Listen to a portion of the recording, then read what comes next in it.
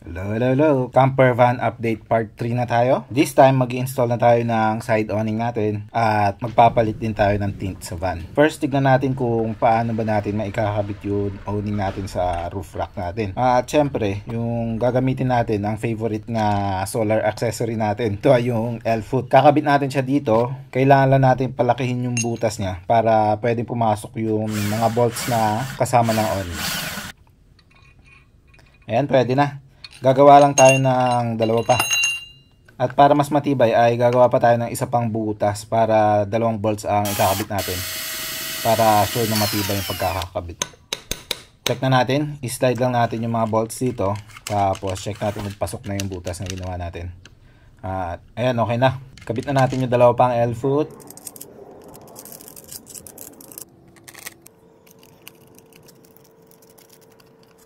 Ayan, nakakabit na silang tatlo. Tapos yung awning natin ay dito natin siya ikakabit sa part ng roof rack natin. May butas dito kung saan pwede natin i-bolt itong mga L-foot. Ang problema lang sa part na ito ay natatakpan yung mga butas. Kahit dito. Yun lang sa dalawang part na yun yung pwedeng kabitan ng bolts. Ang solusyon ko ay maglalagay tayo ng ganito. Ito ay yung pang splice ng dalawang railing. Tapos i-shoot ko lang sa loob yun. Tapos i-bolt natin. Parang ganito. At sorry kung hindi ko na na-record kung paano ko ikinabit. Ang hirap kasi pag mag-isa lang nag-i-install. Pero ayan yung sabi kong ibobolt natin. Tapos yung mga L-foot ay eto rin. Nakabolt lang din dito. Ganyan siya. Same din sa pinakaharap. At ayan, nakakabit na yun. Side awning natin. Ayos na. I-test na natin.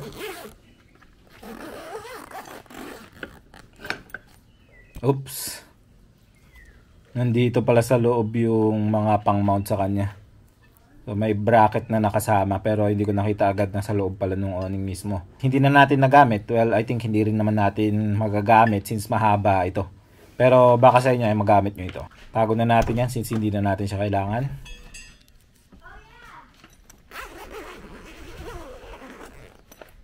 At ganito siya pag nakaset-up. Nice. Meron na tayong shade. Tinest ko na rin sa tubig at mukhang okay naman.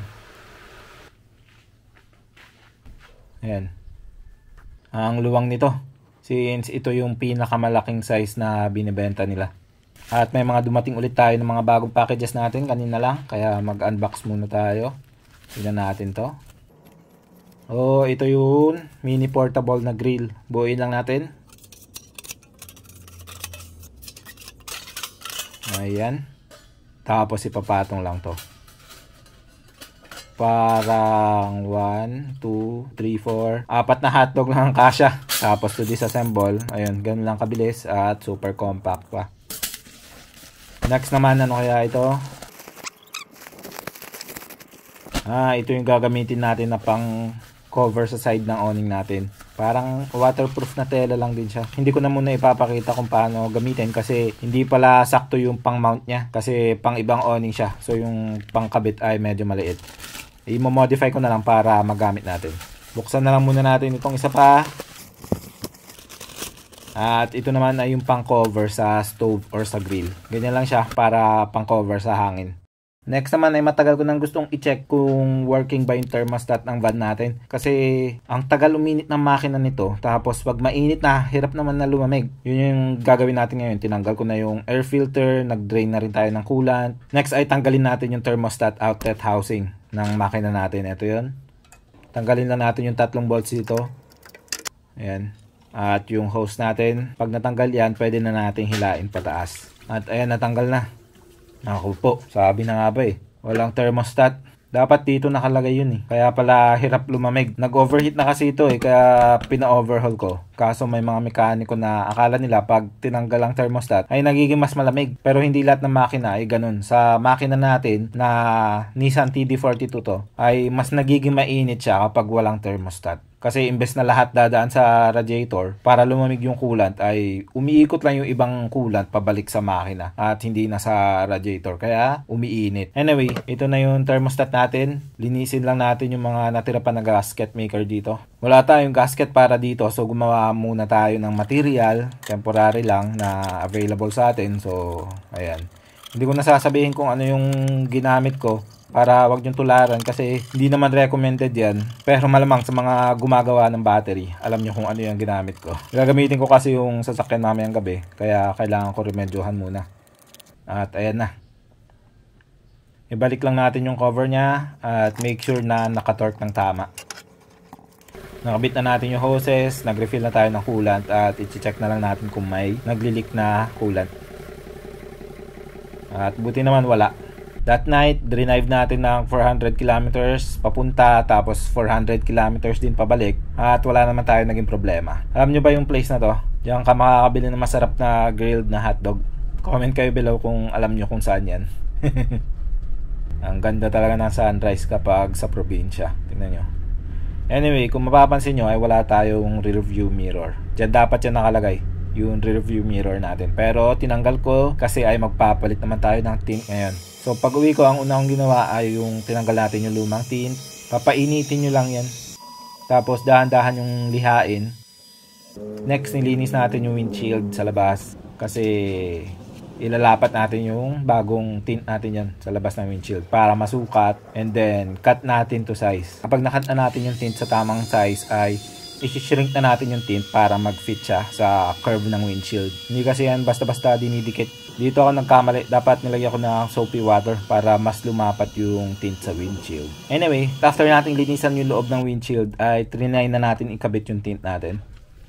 Gagamit ka ng soapy water dyan para kumapit yung tint at the same time ay pwede mo pa rin siyang i-move yung tint. As long as basa ng soapy water yung windshield ay pwede mong i-move yan sa tamang lugar. After natin mailagay sa tamang lugar ay binutas ko na rin yung para sa mount ng rear view mirror natin. And then i-squeegee mo na lang yung soapy water papunta sa edges ng tint para lumabas siya. May existing na RFID na yung van natin, so pinatungan ko na lang ng tint para hindi na i-install ulit. Plus kapag madilim pa yung tint na gagamitin ay hindi na siya makaka-apekto sa RFID kasi nakapatong siya sa tint. And then make sure na lahat ng soapy water at mga bubbles ay may squeegee nyo palabas. At after ko i-squeegee ng pagkatagal-tagal ay may mga hindi ako matanggal na ganito sa tint. I think nasobrahan ko yata sa luto yung tint nung pinainitan ko sa labas ng windshield. Meron sa side na ito at meron din sa kabila. At kahit anong gawin ko hindi ko talaga matanggal eh. Trinay ko na rin i-heat pa para mag-shrink pa sana pero wala na nangyayari. Hindi pasado sa akin so tanggalin na lang natin siya.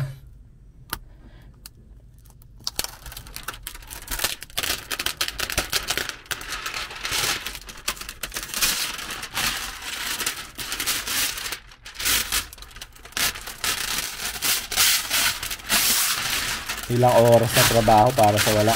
Ay, nako. Trinay ko pa ulit one more time pero nagkamali ako sa pag-cut. So, ang ginawa na natin ay nagpunta na tayo sa professional. Kung minsan talaga kailangan mo malaman kung kailan ka susuko. Plus, yung pag-DIY ng tint versus sa pag-hire ng professional ay napakaliit lang ng matitipid mo. Based kasi sa magagastos ko sa tint, aabot ako ng 6K sa ceramic pag bumili ako online. While yung quote naman sa akin ay 7,500 lang. So, konti lang ng matitipid ko. Hindi mukhang professional yung napuntahan natin. Baka siguro sa sobrang init lang din, kaya ganun.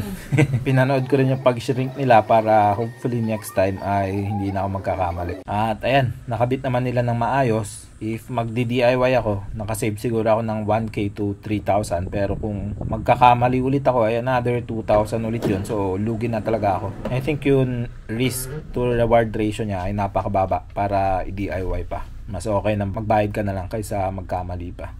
Kung sa windows lang ang ititint mo, ay okay lang dahil flat lang yung windows at wala ka nang isi-shrink doon. Pero pag front at rear na windshield, yun talaga ang medyo kailangan mo ng practice. So, yan na muna ang update sa camper van natin. Pag may katanungan pa kayo, leave lang kayo ng comment below. Don't forget to like and subscribe and see you again next week. Bye!